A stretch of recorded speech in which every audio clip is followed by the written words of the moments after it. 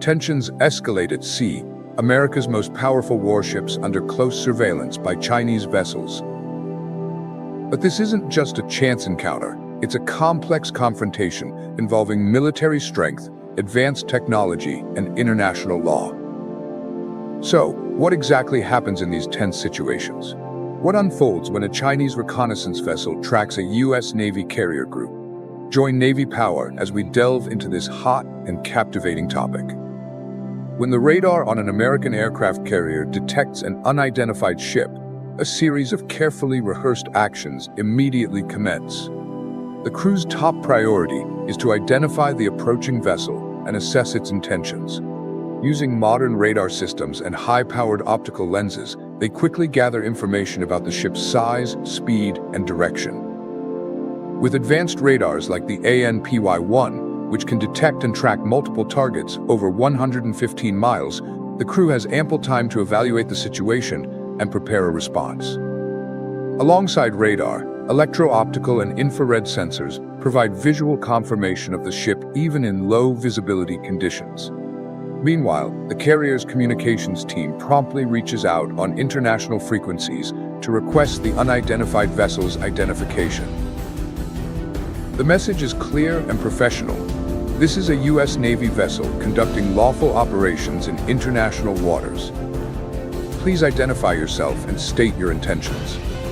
If the vessel is confirmed to be a Chinese reconnaissance ship, the exchange becomes even more sensitive. The U.S. Navy maintains a calm and professional tone. Chinese vessel, this is a United States carrier conducting lawful operations in international waters. We request that you maintain a safe distance and avoid actions that could be misinterpreted as hostile. This initial communication holds significant meaning. It asserts the United States' presence, clarifies its purpose, and opens a channel for dialogue with a tone emphasizing professionalism and adherence to international maritime law. The crew is trained to communicate in multiple languages, including Chinese, using standardized phrases and protocols from the Code for Unplanned Encounters at Sea, CUS, to minimize misunderstandings. As communication continues, the carrier's advanced sensor systems operate at full capacity. Radar operators track every move of the reconnaissance ship, while electronic warfare specialists analyze signals, from radar emissions to communication frequencies, to assess its capabilities and intentions. The carrier's electronic warfare system, such as the AN/SLQ-32, can detect, identify, and if necessary, jam the radar and communication systems of adversaries, providing a comprehensive electronic picture to identify types of vessels and potential threats. To extend their range of observation, the carrier's E-2 Hawkeye early warning aircraft may be deployed. These eyes in the sky can detect and track multiple targets on the ground and in the air over long distances, ensuring that the carrier group is not caught off guard by any other vessels. Did you know these advanced sensors not only protect the ships, but also provide crucial intelligence? Share your thoughts in the comments below. Maintaining vigilance and control during these confrontations is a crucial part of the U.S. Navy's strategy, not only to protect its forces, but also to reinforce its presence and influence on the international seas. In complex maritime situations, the E-2 Hawkeye aircraft, with its distinctive rotating dome radar, can monitor hundreds of targets simultaneously over a range of up to 350 nautical miles. Its ability to coordinate with fighter jets and surface vessels makes the Hawkeye an invaluable asset in managing intricate maritime scenarios.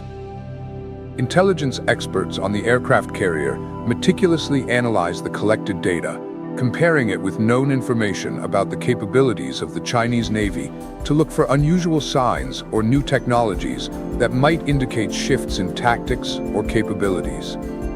They employ sophisticated software to cross-reference the characteristics of the reconnaissance ship with a database of known vessel types, paying particular attention to any changes or upgrades that suggest enhanced surveillance capabilities or new weaponry.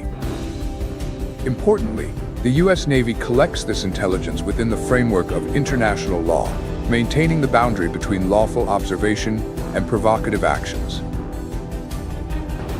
While the presence of Chinese reconnaissance ships may be unsettling, it does not deter the U.S. Navy's primary mission. Whether conducting freedom of navigation operations, participating in joint exercises with allies, or simply patrolling international waters, the carrier group remains steadfast in its plans.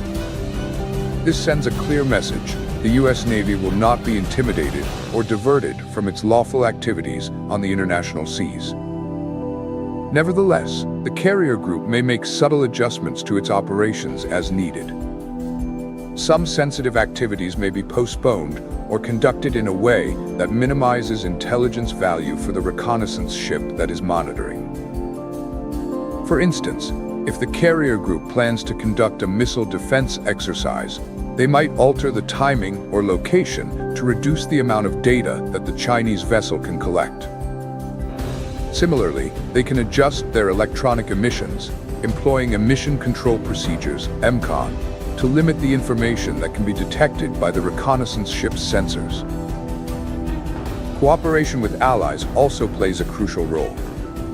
Typically, U.S. aircraft carriers do not operate alone, but are accompanied by ships from allied nations, especially in sensitive areas like the South China Sea.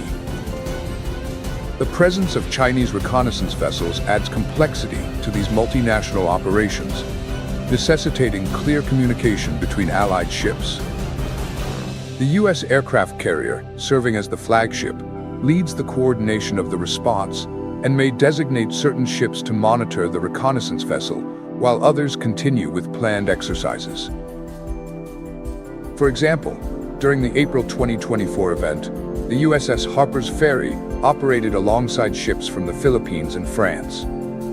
This multinational presence demonstrates a united front among U.S. allies in the region while complicating China's monitoring efforts.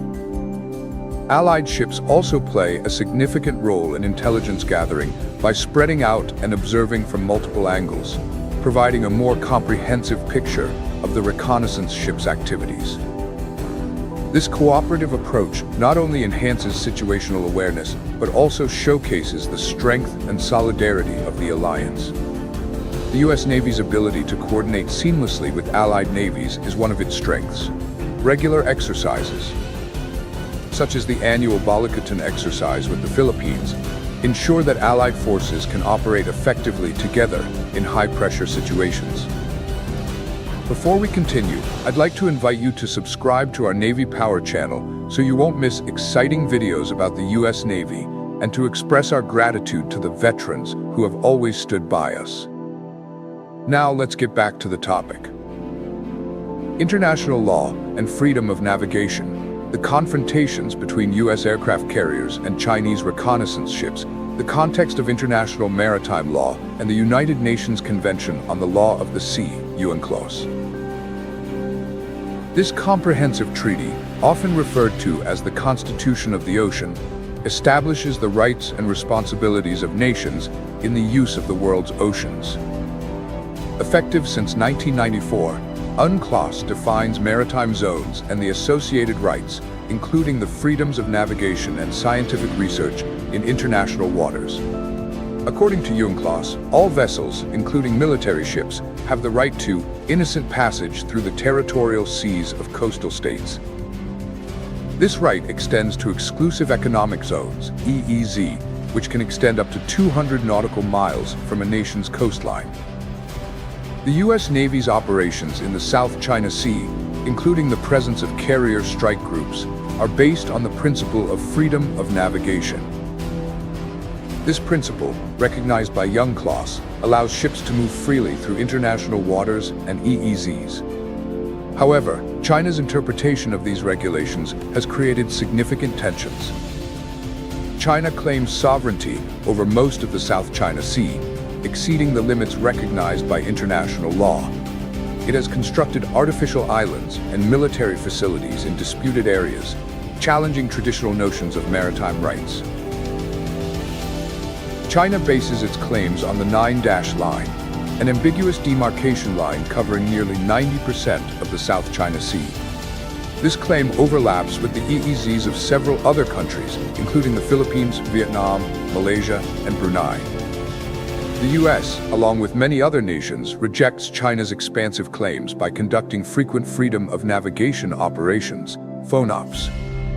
Through these activities, the US Navy asserts the rights of all nations to navigate freely through these waters, including sending warships within 12 nautical miles of structures claimed by China, thereby indicating that the US does not recognize these as Chinese sovereign territory. FONOPs are carefully planned and executed to challenge excessive maritime claims while remaining compliant with international law. These activities typically involve US warships transiting a predetermined route through disputed waters, accompanied by public statements clarifying the purpose of the operation. The close monitoring of US aircraft carriers by Chinese reconnaissance ships can be seen as part of a broader legal and strategic struggle. While these surveillance operations are not explicitly prohibited by international law, they contribute to an atmosphere of heightened tension and suspicion. Notably, although the United States is a strong supporter of the principles of UNCLOS, it has not ratified the treaty due to domestic political considerations. However, the US still regards many provisions of UNCLOS as customary international law and adheres to them accordingly. From a geopolitical perspective, the cat-and-mouse game between US aircraft carriers and Chinese reconnaissance ships carries much deeper significance than just immediate tactical situations. These confrontations signal a shift in the global balance of power, particularly in the Indo-Pacific region, where both the US and China are vying for influence.